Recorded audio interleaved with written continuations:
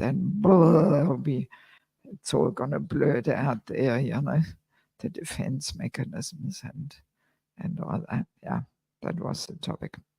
So today, another important rule of Vaishnava etiquette, again, because the false ego is so near and dear to us. What do we like to do? We like to feed it and boost it and massage each other's false egos. Oh, that feels good. Yes, so that's what we like to do, you know. In other words, we like to look for opportunities to be in the center, to be noticed, to be recognized, to be glorified, just to boost and feed the false ego. Because, yeah, material life is all about feeding and boosting the false ego. The main path to success is to show off, to promote yourself, to push yourself to the front, right? So now through most social media, you know, any fool can become world famous overnight just by posting some ridiculous posts. The more ridiculous, the more views you have. Yeah, so it's really going on. And even within Krishna consciousness, there's plenty of opportunities, right? To feed and boost our false egos and to show off. Yeah, so this should be avoided. Should be avoided. Yeah, let's understand how this massaging each other's false egos takes place. So, because we all like to be glorified, you know, so when somebody, I mean, there is a difference between appreciating a person and simply offering flattering words, right? So especially these flattering words where there's actually no, you know, really sincere humility there to offer appreciation. But if it's just flattering words, you know, actually we offer them because we ourselves want to be recognized. So when somebody offers us these flattering words, then the false ego makes us think, oh, this person must be really advanced because they understand my greatness, right? So just to make sure that the flattering words, you know, continue coming, we offer some flattering words back. You know, oh, you're such a great speaker. Oh my God, and this and that. Oh, you are such a big hit, and so like that. It's like some business deal, you know. I flatter you and glorify you, and I do the same for you, and like that we boost each other's and massage each other's false egos. You know, it's all pretty subtle, but yeah, it's all going on. Yes. So even this eagerness to have one's photo taken and seen in public, it really feeds the false ego, you know. Yeah, I mean, no matter where you are in the world, people love to have their photos taken, you know, in front of some monuments, even in front of the deities, which is completely off, because you use the deities as a convenient backdrop there, but you want to be on the front, you know? That's the mentality behind it. So, yeah, very, very inappropriate. I mean, even when I travel on airports or something, I sometimes have to wait, and I see people just, you know, taking selfies, you know, in front of the waterfall at, you know, Dubai airport or whatever it may be. And then, here I am, you know, so in love with themselves, you know, and then sending it all to their friends. And oh, this is just boosting the ego like anything, you know. Yeah.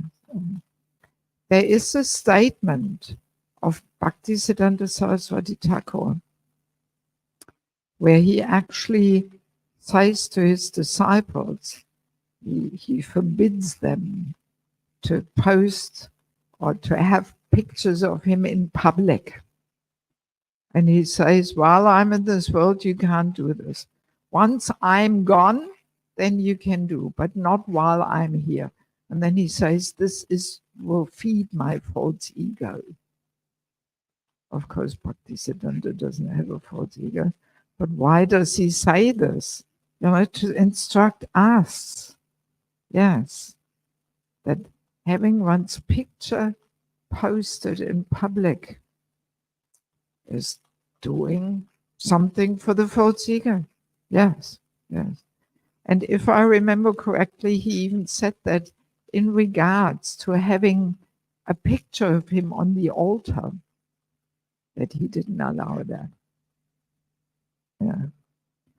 So, I mean, I'm sometimes wondering what would Bhaktisiddhanta say about Facebook or something, But I mean, where people are so eager to post pictures of themselves, and the more ridiculous, the better. Yes, yes. The ladies all with hair out and some, amazing outfits there, and the men have their ways of showing off, and this immensely feeds the false ego. We don't even realize, because it's also subtle. And in the name of preaching, these things can all go on very nicely, Yeah. And so you have to be extremely careful. I mean, I remember meeting once one Mataji, she was sharing how she was on a Kirtan Mela. And usually there's some broadcasting happening, right? And the camera is moving around. And usually there's somewhere a screen where you see what is broadcast. And she was saying that, and I mean, this is a common thing, that people purposefully sit very near the Kirtan group just to make sure they are in the picture. People may not even be so conscious of it. Often these things all happen pretty subconsciously. People don't even think about it or something. But then she was sharing how she was sitting right next there behind the Kirtan group. And then, she was so distracted, just always looking at the screen. Okay, now the camera is there. Okay, so very soon I must be there in the picture. And everybody in the world will see that I am at that Kirtan Mela. And she couldn't even concentrate on chanting because she was so preoccupied. They're always checking out where the camera moves and whether she's going to be in the picture. And yeah, so these things are going on. Yeah. Yes. So actually, well, even, I hope I'm not getting into trouble here, but even glorifying devotees. There is an art to it, to glorify and appreciate devotees without feeding their false egos. And now lately, it has become a very common thing that it's almost some kind of institutionalized appreciation, that at certain times of the programs and announcements, there is, yes, today, the Sunday Prashadam was cooked by such and such Ki Jai, the drums go Ki Jai, Ki Jai, Ki Jai. So, and then that's done, But yeah, I'm not quite sure whether this is the best way to appreciate devotees. I mean, 40 years ago, we were not doing these things, actually, The only opportunity or occasion when you heard your name chanted was at the Sankirtan results. And that was kind of balancing itself a bit, because some days you had good results, some days very meager, which would make you a little humble. I remember we didn't even hand in our scores when they were small, and we added them on the next day because we didn't want to have that humiliating experience of having read out a tiny score there, then better no score. That's better for the faulty ego, no score. People may think I didn't go out yesterday, and then we add the result to the next day to make it a big score again.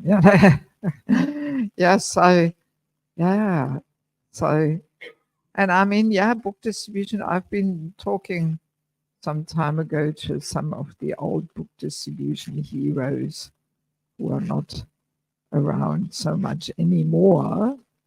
And they were frankly admitting, it was a whole false ego thing. They are trying to be number one. And so, all right, in the beginning, we said false ego plays its role. At least it gets us going and motivated. But if we don't eventually purify that motive, we may not be on the street anymore after so many years, if that's our main motive, just to be the hero and be celebrated as the top distributor or something. So we have to be very careful, So the principle is the bigger the audience is, the more people hear that I performed this and this service, the more of a boost it is to the false ego, right? Naturally. Oh, so many hundreds of people have heard that I did this and this. So, and the smaller the audience is, the less it feeds the false ego. And understanding how this glorification can feed the false ego doesn't mean we don't appreciate devotees. No, definitely not. I personally like to give the appreciation one-to-one. I find that actually more honest and sweet and personal, and then it becomes a loving exchange, actually. That we go up to the person and say, oh, thank you, Prabhu, for cooking the Sunday feast again. You've been doing that service so steadily for so many years. So it means a lot to me, So I find such an appreciation so much more touching the heart than just having it all institutionalized, ki jai, ki jai, ki jai. Yes. And also, good feedback and appreciation should actually be balanced. That we start off with a positive. So, thank you so much for cooking the Sunday feast. And then, the dal was a little salty, some room for improvement. And then we end again with a positive.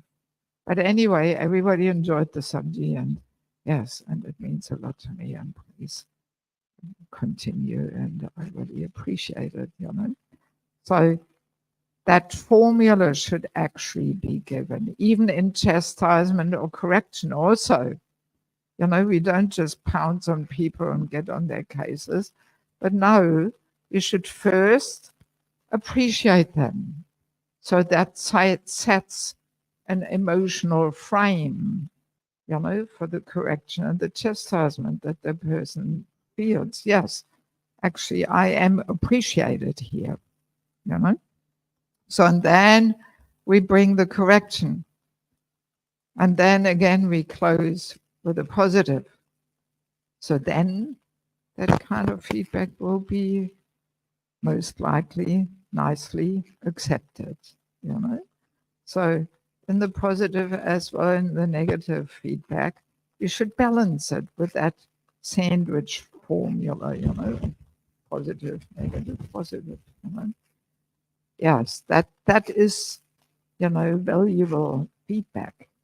Because also, as we know, we have that saying, he who glorifies us is actually our enemy, right? And he who corrects and chastises us, he is our best friend. So, let's not serve as enemies to each other, just by giving that false ego boost. Sometimes I can't help myself thinking, we are just giving people this false ego boost and hoping, okay, he will continue the service, you know. But I mean, aren't we meant to bring devotees to that point where they're not running on this false ego boost and satisfaction, right? Yeah, so, and sometimes, you know, I've been coordinating festivals in different parts of the world. And sometimes I've also been doing this then at the end, that I thank the devotees who were serving in the different departments to get it all happening. But then sometimes you have the situation that people get upset, offended. My name was not mentioned. I was also in the kitchen and I cooked that and that and that. And, you know, the name was not mentioned. Oh, you know, that's not kind of the way how we want to train devotees, you know, because actually the Vaishnav mood is to feel uncomfortable when our name is mentioned, when we are glorified. That's the humble Vaishnav mood, you know, that when people glorify us, we want to block our ears and run away. That's where we want to bring devotees to, you know.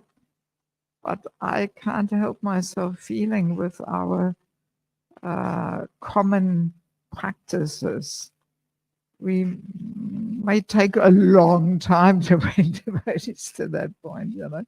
And as I'm saying, so 40 years ago, these things were not there, you know. We were not always kijai for every little thing and so on. No, there was more the personal feedback and appreciation going on, you know. Yes, I personally find this better for the false ego, you know. Yeah. Yeah, because that's the Vaishnav mood. We actually should be hiding from this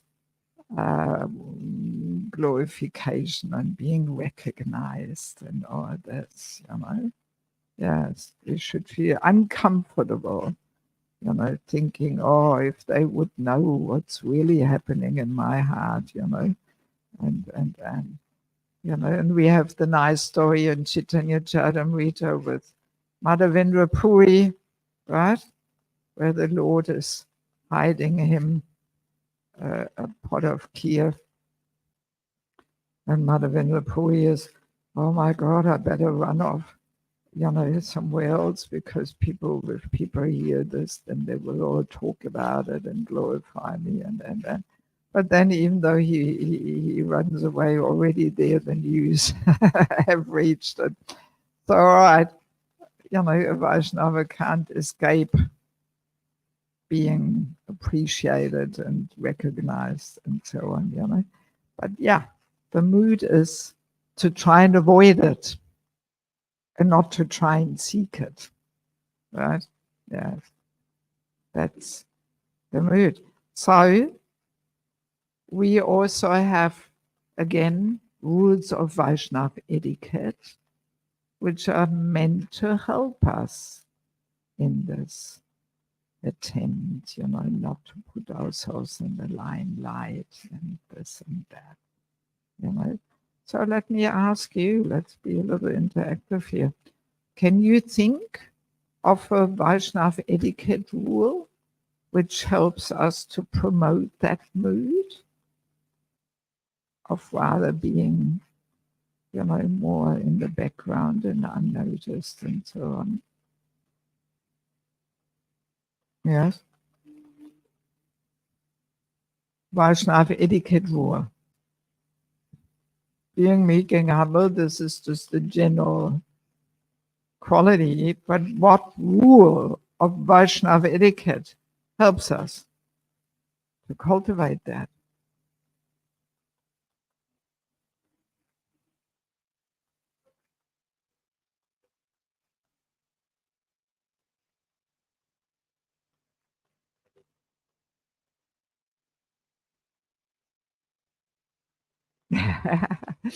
Well, it's it's also there, but it's not really a Vaishnava etiquette rule.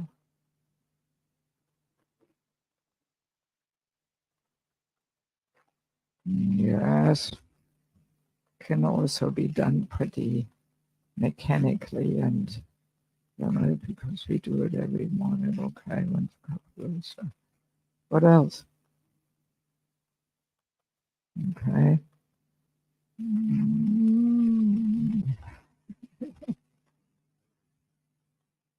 So, yeah, no, I think I have to help out a little bit. No, the Vaishnava etiquette rule is, for example, that we should not be eager to sing or speak in the presence of seniors. And actually, we should wait until we are invited. Yeah, that's the Vaishnava etiquette rule, that we don't, just, let's say we go to Mangaladi and okay, nobody's around, so must be my turn, let me sing. We like to invite ourselves all the time, but actually we should invite others. That's the etiquette, even as a senior. Just the fact that we are senior doesn't mean we just grab the mic or whatever and sing or speak or something. No, we should actually wait until we are invited, and only then we do these things. It's even like that with doing Aarti for Prabhupada or Tulsi Aarti or something. You should not just go and think, okay, today must be my turn or something. But no, we should wait until we are invited. I commonly observe this, that, like for example at Tulsi Aarti, often everybody stands, okay, who is going to do the Aarti? Nobody has taken off their socks yet. Okay, if I'm quick enough, then I'm the first one who has taken off their socks, and then I can do the Aarti. And everybody, sometimes in some temples, it takes quite a while, everybody stands there, and nobody gets the idea to invite somebody. Would you like to do the Aarti? Everybody wants to be invited themselves, and people like to invite themselves, but not the other person. Yeah, it's just a detail, and it's all pretty subtle, and maybe most people don't even think anything about it or something. But if you know a little bit the etiquettes and all that, then you notice these things, Yes. So we are meant to wait until we are invited, and we are meant to invite others. Of course, this is not like that for washing the pots or something. There we don't have to wait until we are invited, but it's all for these services where we are, a little in the front line there, Yeah. And especially in the presence of seniors, we should not be eager, Actually, strictly speaking, the etiquette is that we ask for permission from a senior. This is like, even, let's say we are scheduled to give the morning class, and then a very senior person comes, so we actually should offer to that person to give the class. And only if that person says, no, you go ahead. So then we give the class. Yeah, these things are all pretty subtle. And as I'm saying, in the Western world, they're often not understood and followed. Even, let's say, for example, when Kartik month comes up. So very often, there is the question, so how do we do the schedule? Who sings Damodarastika on which day? And very commonly, people just put the schedule up on the wall and say everybody can just go and fill in their name, right? That's a pretty easy and, if I may say so, lazy way of making the schedule. So, and what happens? The young bhaktas and bhaktins, they run and put down their names, and then for the senior devotees, oh, sorry, Prabhu, it's already done, the schedule, So, but actually, the proper way of doing it is to really go around that one person is in charge of making the schedule, and he or she approaches the more senior devotees first, and then we go down to the junior devotees, like that. That's actually how we should make it. Not first come, first serve.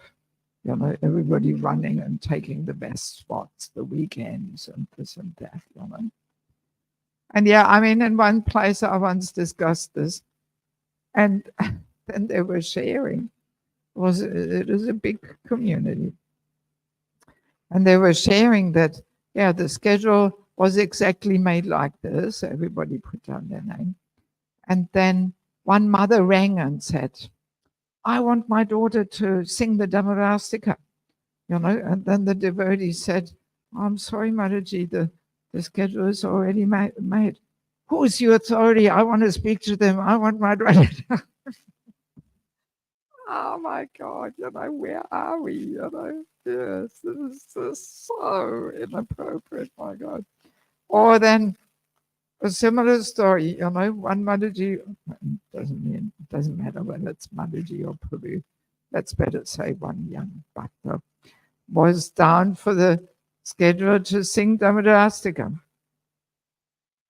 So, and then a Maharaj came for a visit, and then he was approached, or she, or maybe Maharaj should sing the Dhamarastika. And then the way she reacted, now it's my day, it's my only chance, and how is this? And yes, these things are going on in well-established communities in our main project. Yes. Or another example, which goes in that way too.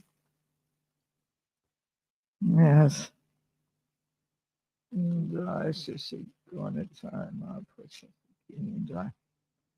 Similar example, there was a certain day, and I mean, again, I hope people don't misunderstand this, but that's how the story was, There was a certain day when it's the Women's Day of leading Prabhupada Guru Puja and everything, So, and then a Maharaj was visiting. And this Maharaj didn't know it's the Woman's Day. So he turned to a brahmachari and said, oh, do you want me to lead the Guru Puja? So, and then this brahmachari said, no, Maharaj, it's the Women's Day today. I mean, even if it had been the Bhakta's Day, still, it's so inappropriate. But yeah, with a Women's Day, it adds a certain special flavor to it. Yeah, a woman competes with a Maharaj. This is just. Oh. But even if it was a Bhakta, it would just be as bad. Yeah. Yeah. So. And that Maharaj was just smiling, okay, and that brahmachari told me the story, Oh, so uncultured, my God, in the presence of a senior, a Maharaj, you should have a little bit of shyness to feel awkward, singing in the person's presence. No. And I mean, I do remember just recently, I was visiting Cologne Temple and Keshava Maharaj was there. He was scheduled to give the class. And he actually came up to me and said, oh, Mataji, would you like to give the class? And I was kind of perplexed. I said, what? Didn't they schedule you? I had just arrived, Everybody's eager to hear you. Didn't they schedule you? And then he said, no, they did. But I simply thought maybe you want to give the class. I thought, wow, so cultured. And of course I said, no. We all eager to. Yeah, but that's actually the etiquette. Even though he is a sannyasi and I'm in a woman's body, but still because I'm, probably 20 years older or more, still then that etiquette is there actually, And I was really impressed and really touched my heart, that, wow, there's some personalities still who follow these etiquettes and live them and preach them, Yeah, so, yeah, we have to be very careful, and keeping this in mind that we don't want to be so eager. As soon as this eagerness to lead, speak, be noticed, is there, guaranteed false ego. We are running after this false ego satisfaction. Yeah, I mean, tonight we will talk about kirtan, so the topic will come up again. But especially in regards to leading kirtans, we can say, if we catch ourselves being so anxious, I have to lead, or oh, I didn't get a chance to lead. What does it mean? Obviously, our joy is not coming from chanting the holy name. Because if it was coming from chanting the holy name, we wouldn't worry whether we lead or we don't lead. Just singing along would give us the same pleasure of chanting the holy name. So, but if it comes all from when we lead, well, what are we running after? That's false ego gratification of, oh, I was leading, everybody heard me leading.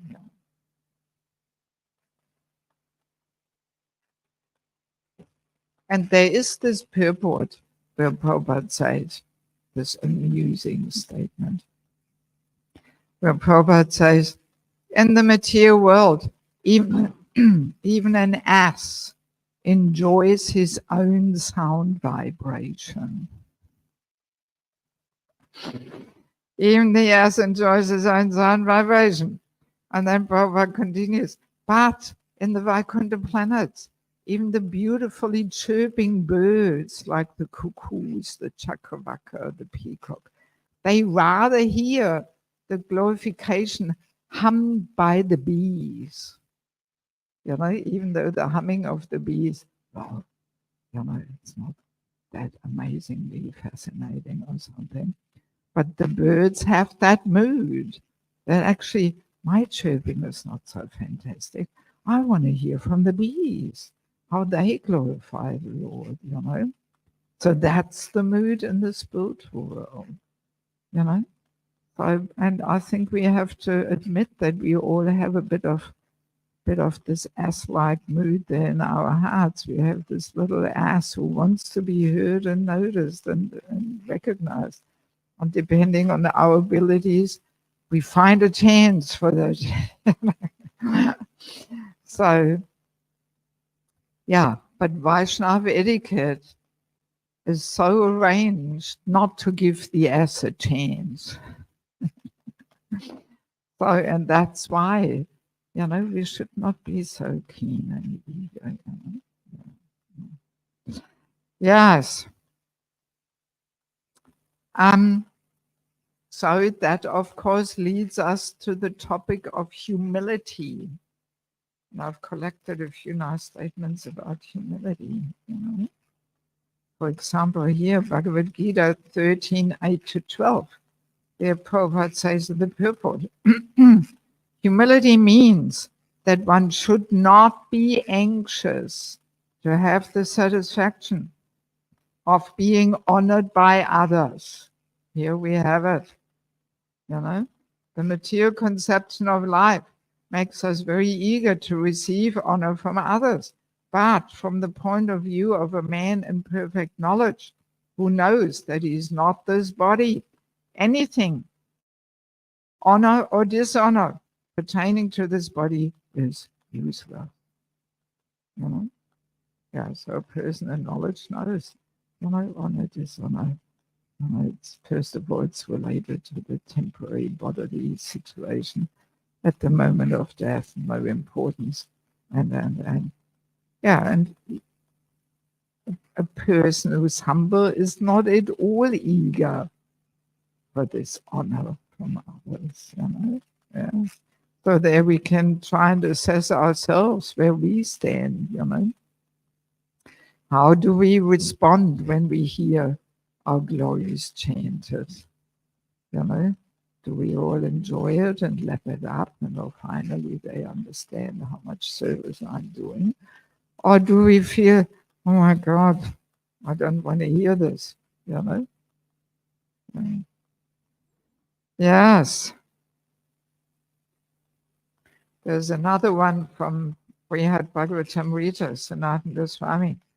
Scholars define humility as being when a person, even though possessing all good qualities, considers himself to be completely unqualified, worthless, and unintelligent.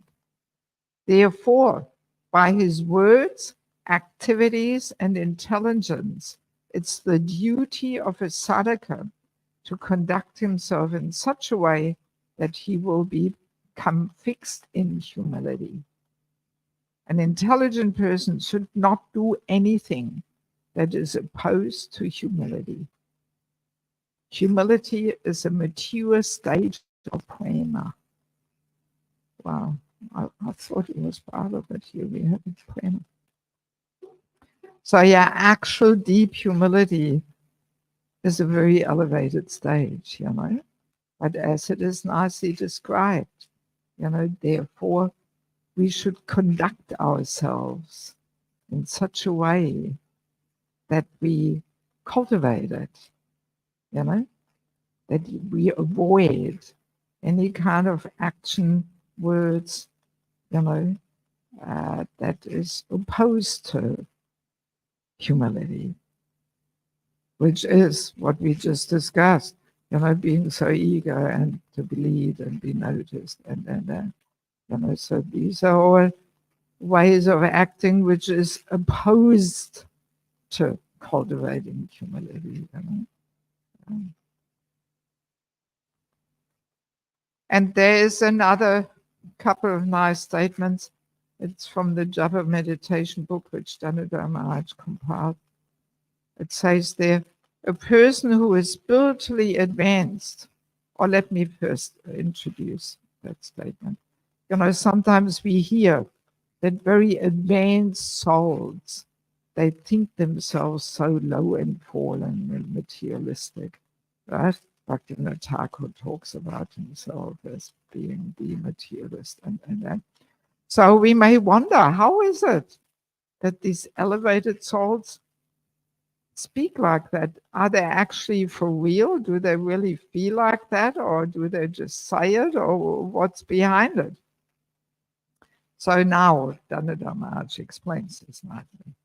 A person who is spiritually advanced thinks he is not very elevated, for tasting the boundless ocean of devotional service, even a drop of it, makes one realize how much more there is to attain and how little one has. Very nice, because an advanced devotee has insights how unlimited and ever increasing and boundless the realm of devotional experience and joy and is. So if you have some glimpse into that, then whatever little you taste is nothing compared to the ever increasing, endless, boundless, realm of devotional life. But then a neophyte devotee, he doesn't even have a glimpse yet of the boundlessness, and he thinks, oh, I'm great, I'm doing so many things. Oh yes, I love Krishna, and yeah, because he hasn't even received a glimpse into the ever-increasing realm, you know.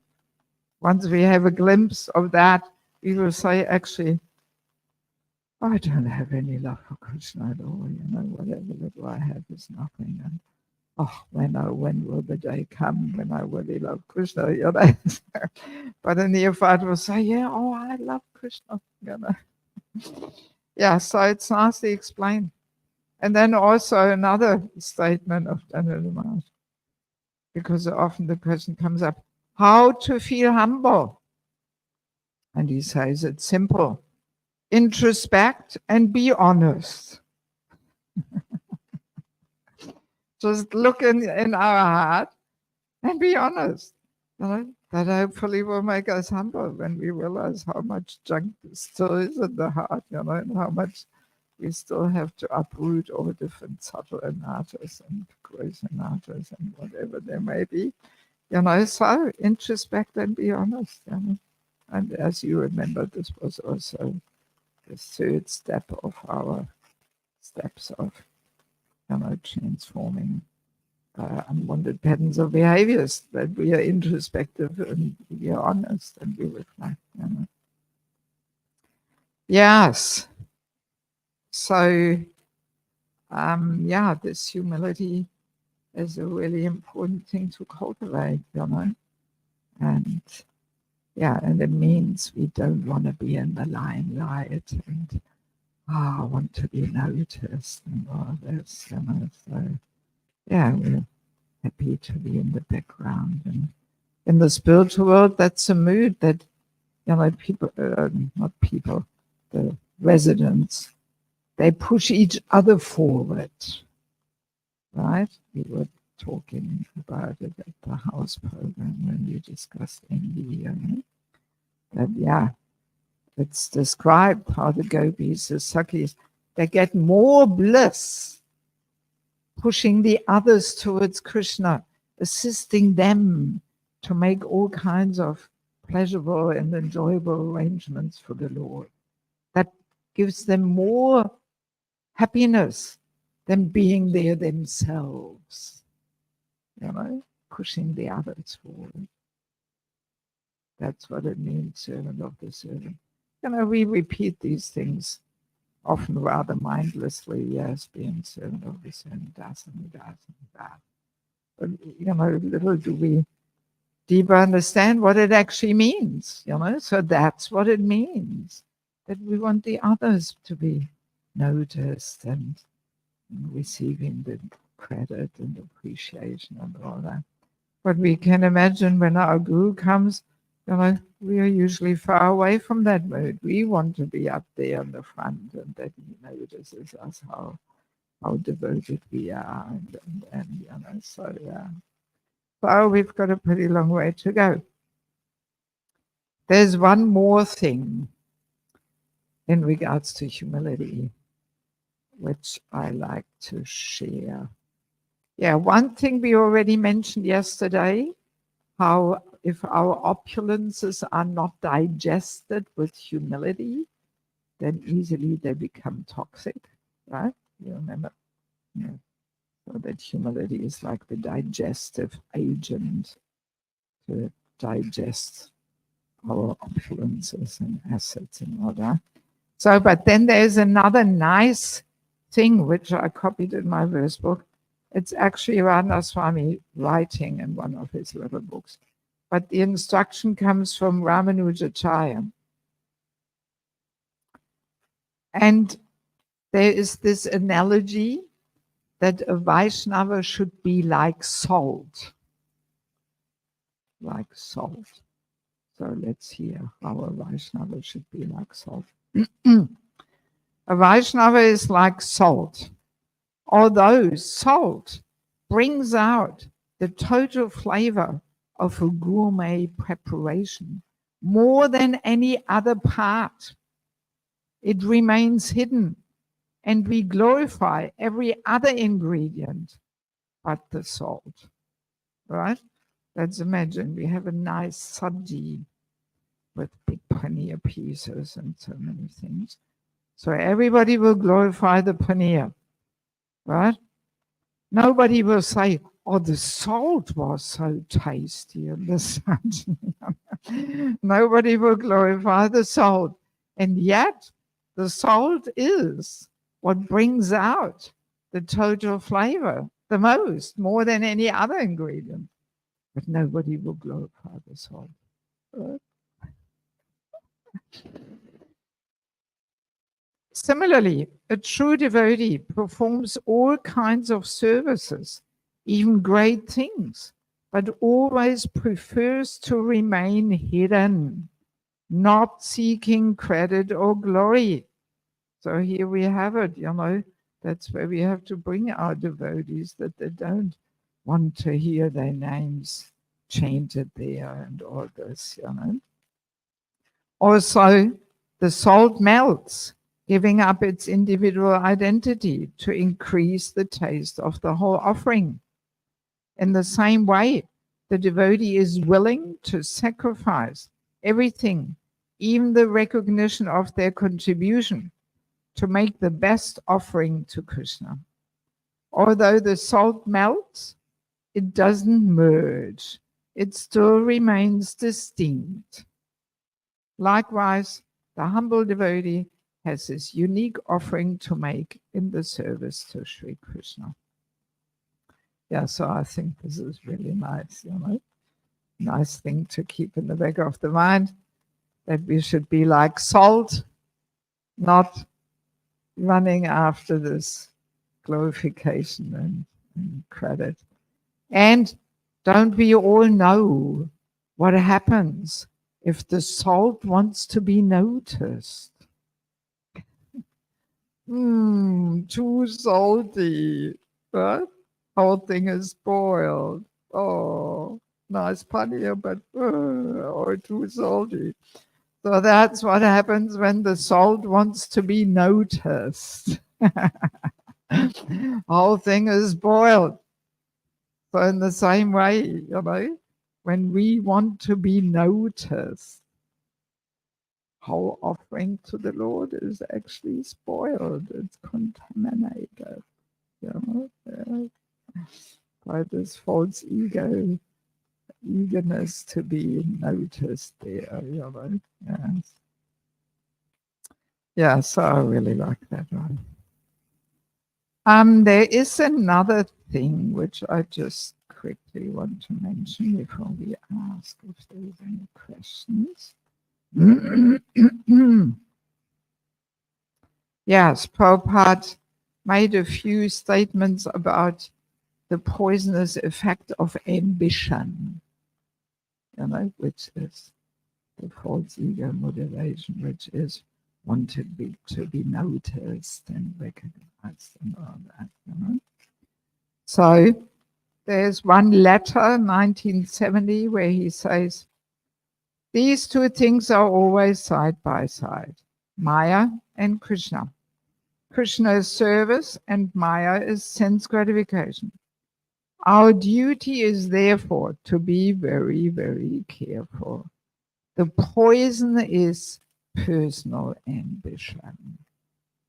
So already in 1970, Prabhupada stated that.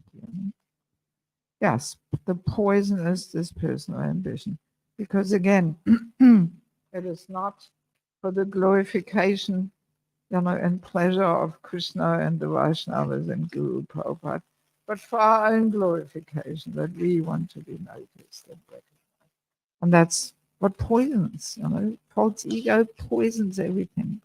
The best idea can be completely poisoned if it is presented with this false ego drive, I know better, and why don't you be like I say, and all this, so then most likely people will not want to hear our idea, and we may not even realize why. We may get all irritated. Why don't they listen to me? But yeah, maybe it's the false ego poisoning the whole thing,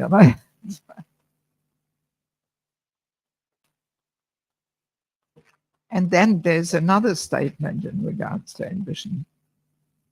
This is from Nectar of Devotion, chapter 3.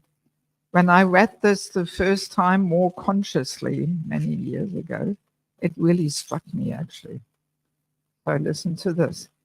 Prabhupada says, therefore, anyone who has any desire or aspiration for satisfying his senses by becoming more and more important, either in the material sense or in the spiritual sense, cannot actually relish the really sweet taste of devotional service. Wow. In such simple words, Prabhupada says it, but to the point, you know. As long as we try to become a more and more important person, even in a spiritual sense, you know, we might think, yes, it's all for preaching, and you know, even in a spiritual sense. But as long as we have that desire to become a more and more important person, we actually cannot really relish the really sweet taste of devotional service. What do we taste?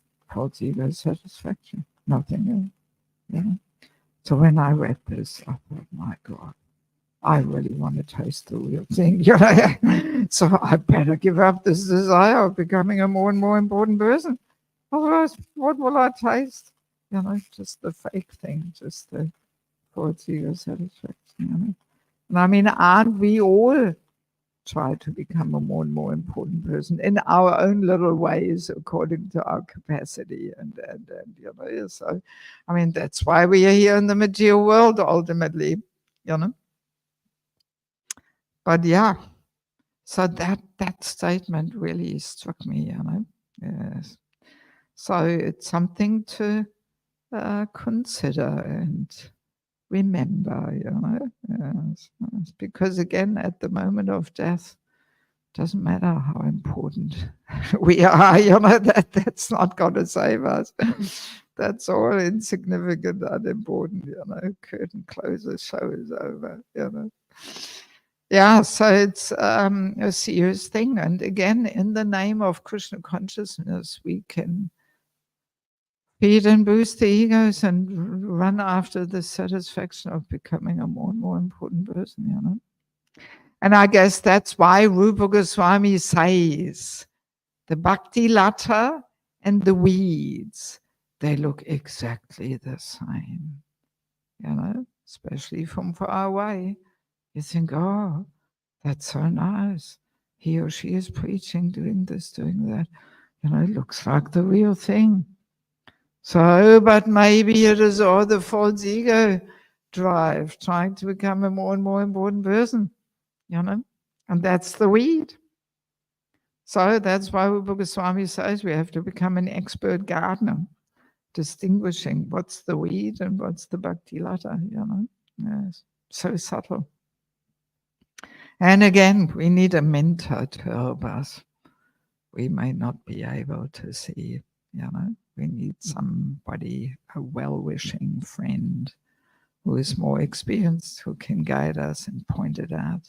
And I mean, usually also, these things, sooner or later, we are exposed, you know, in all kinds of conflicts and tensions amongst devotees and so on, you know, because naturally, if everybody is running to become a more and more important person, you're going to have some clashes here sooner or later, you know. And again, that's why it's so purifying to serve in the association of devotees, and especially also equals, you know. Yeah. All right, that's all I wanted to share this morning. Do we have any comments, questions, further points for discussion? Yes, Peru. You always keep the discussion alive here. Do we have a mic? Is there anybody online, just out of interest? Okay. So they're off to work. Yes. Someone's false ego is traumatized, then it has to be healed first, and then we can look at dissolving it. And I heard a story of one sannyasi that was chastised by somebody, and then that sannyasi committed suicide. So it would seem Really? it would seem that you'd have to be quite good at psychology then to be able to know when and how to deal with someone's false ego, because it may be that you have to feed that false ego, otherwise the person could become demotivated. Oh, but in your example of a sannyasi, if he's a sannyasi, you know, there should be a certain maturity there spiritually, and a certain spiritual strength there, and a certain spiritual vision on things, you know.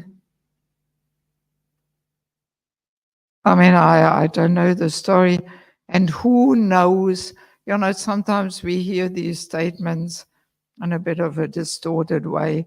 Maybe there was so many other things underneath.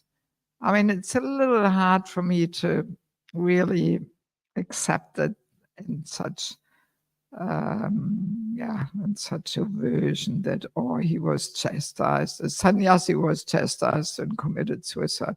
I mean, I'm not sure, you know.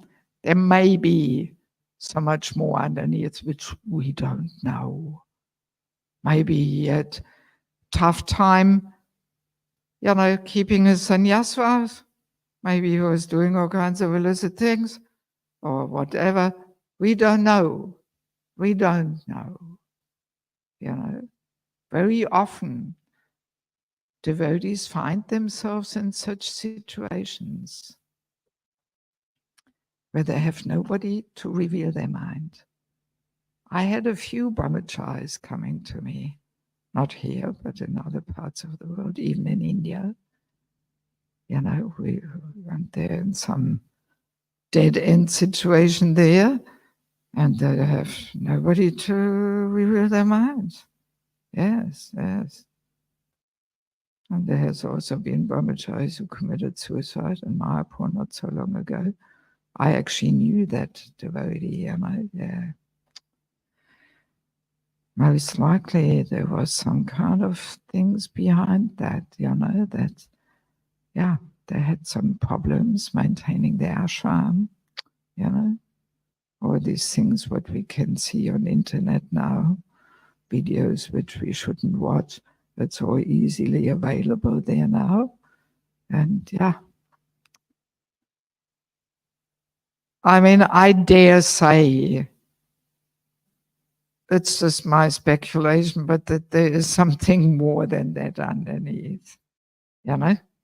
We have to know the whole story, really. And we can't know so easily the whole story because the person is gone, you know. So who knows what was the reason, you know? Yes. But once again, if we have a mentor, you know, these things happen when people don't have a mentor. They don't have this trusting relationship where they can really open their heart and share their innermost struggles and fears. And they know they will not be condemned and rejected and kicked out of ISKCON or whatever, but they will get some, you know, good guidance how to deal with the challenges, you know. Yes, then these things will not happen, you know. It's all a problem of not having these trusting relationships, you know.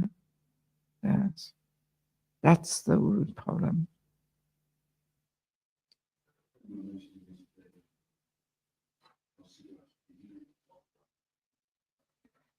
False ego has to be healed. I mentioned that this, according to my, you know, understanding, means we need some professional counseling.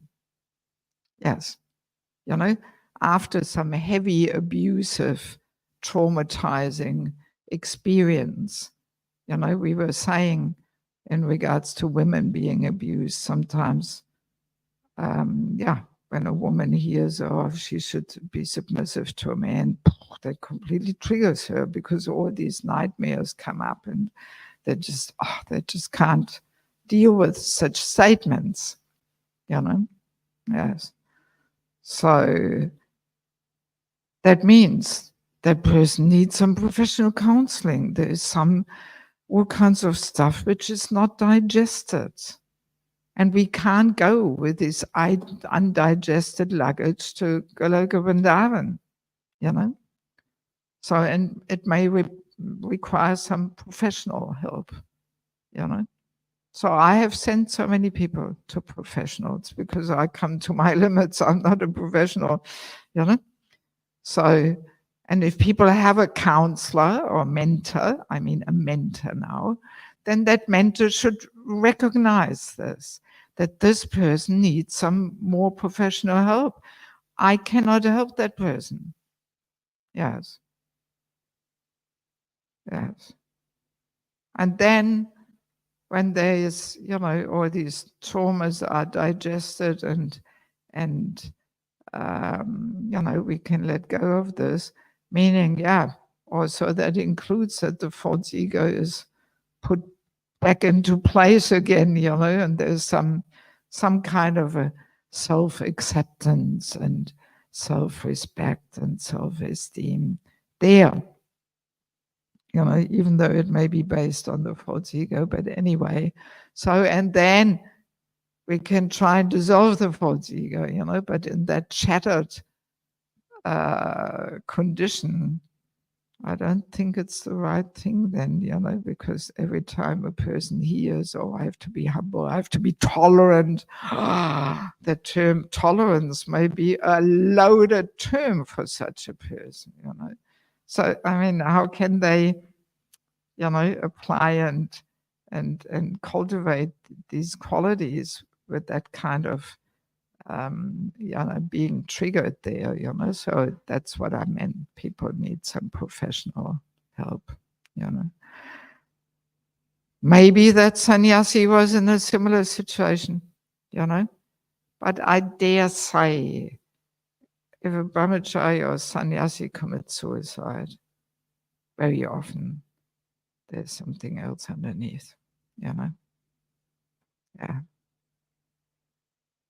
Yeah, but there's so much guilt and shame and false ego doesn't allow to change ashrams, put on white, and then you know, you're that social pressure and what will everybody think and all that, you know.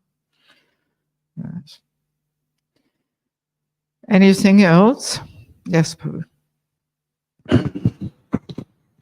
So we had seen in the past that there was one senior devotee in the names of being a friend to juniors, would always chastise them.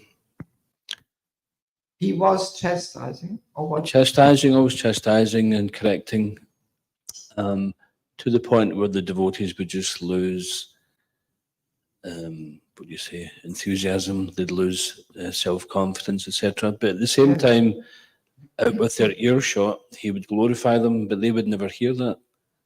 So I think there must be some kind of balance between showing appreciation to devotees, because if they just get chastised all the time, they just think, oh, I'm useless, worthless, Yeah. no point in being Yeah. here. That's very true. That's even also there with children. You know, bringing up children and bringing up devotees. I have a 15-hour children's course, you know, very similar principles. So the affectionate care sets the frame for the discipline. It's with children the same thing, you know. So usually that's the mother's role. She sets the emotional, affectionate frame, even though she also corrects and chastises. But then the father, he is meant to play that role of discipline, you know? Yes. And it's the same with devotee upbringing. You know, if there's only discipline and strictness, then it's like an army camp, you know? So there has to be that caring, that genuine caring mood, that we care for devotees, you know, that we are not only project focused, but actually people focused. That's the essence of devotee care. Sometimes this has been and still in some places maybe still going on, that we are solely project focused in the name of surrender and Krishna consciousness and preaching, you know. But usually people don't stay very long. They realize everybody's only interested in the project, but what about me? You know, what about what I need as a struggling sadhaka, you know? And, you know, in yeah, more wholesome management and leadership, the understanding is there that if I actually care for people's needs, they will stay with the project. They will give their life and soul, you know? Yes. So, yeah, that's the foundation of devotee care. And that's exactly what this mentorship should bring, you know? That the mentors should have no other interest except the person's growth and development. Yes. So, but yes, going back to your point, yes, it definitely has to be balanced. But it does not mean that we give the appreciation in the institutionalized kijai mood. You know? As I've said, I find it more personal and loving to actually give it personally, you know, rather than just, okay, yeah, let's quickly read the names, kijai, and now we have the feast or whatever. You know, that was my point. But definitely devotees need appreciation, encouragement, and especially in the neophyte stage, they may also need a little bit of ego boost, you know. But yeah, if we give it one-to-one in a personal way, I dare say it doesn't boost the ego so much, you know, because you actually feel genuinely appreciated, you know. And if it is balanced with some little room of improvement, and then we close again with a positive, so then we walk out feeling, yeah, this person actually cares about me, and this person is showing me how I can improve, but at the same time has a general gratitude and appreciation for me doing the service and being a part of the community, you know? Isn't it? Yeah. Yeah. You're mentioning also about like making announcements and thanking people for this and that. I think there's some value to that because it's most of the time those devotees are not present. So you're not, especially if they're not present, then you're trying to kind of bring awareness to other people that these people are serving you, and you're relishing this program, but they're out there serving you, and so you're trying to create some kind of appreciation for it, so that people don't just become like ignorant freeloaders. What? Ignorant freeloaders. A freeloader, someone who loads, just come and take prasad. They take advantage of the facilities, and they don't think outside their little their domain. So I think if it's done as with the purpose of trying to expand people's appreciation, and also I believe that the deities are happy to hear the devotees being glorified, isn't it? If it doesn't feed their false egos, then yes. You know, but if it's just an ego boost, you know. But yeah, I mean, it's true. It depends also with what mood and consciousness we say it and do it and all this, you know. And I mean, I noticed, for example, in regards to Sankirtan scores, in many temples now, they don't mention the individual names anymore.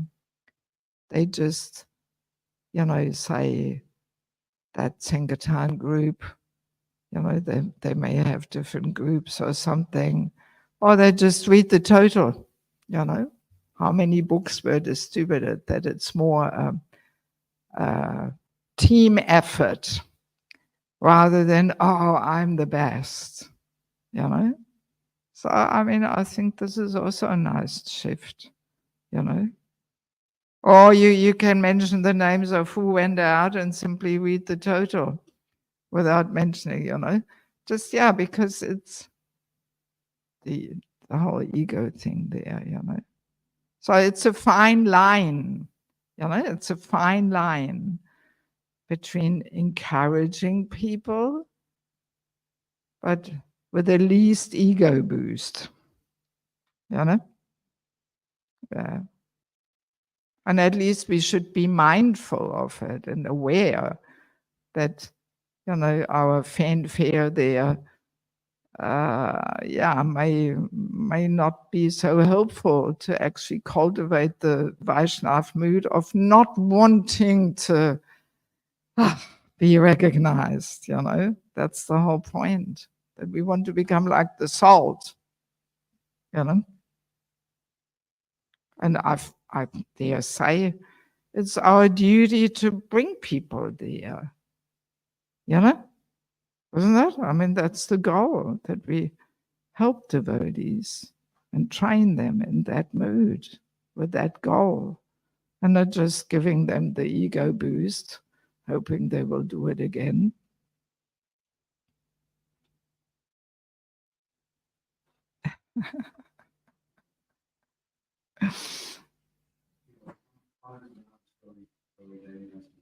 When she used to do well on book distribution, the real challenge was to realize it wasn't her that needed to be glorified. You know, she would say that.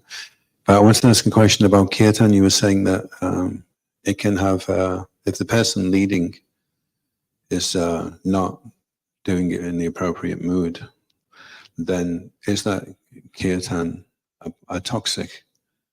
If you're in it and the person's leading, then because Bhaktisiddhanta Saraswati Thakur said that if you always attend the kirtan of Hari, then you will you'll never be defeated whatever trials or tribulations you go through. But you might be in the kirtan and think this person is so puffed up, and then you leave the kirtan. Is that better, or should you just take it out? Topic for tonight. Yes, that's part of the poisonous medicine capsule. Okay, thank you so much, Srila Prabhupada ki, Samaveda Bhaktivinoda ki, Gaura Premanandi, Krishna.